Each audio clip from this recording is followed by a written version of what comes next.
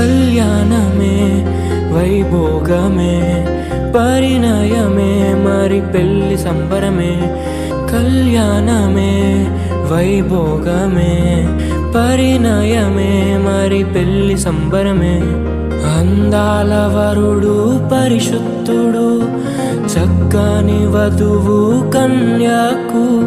అందాల వరుడు పరిశుద్ధుడు చక్కని వధువు కన్యాకు.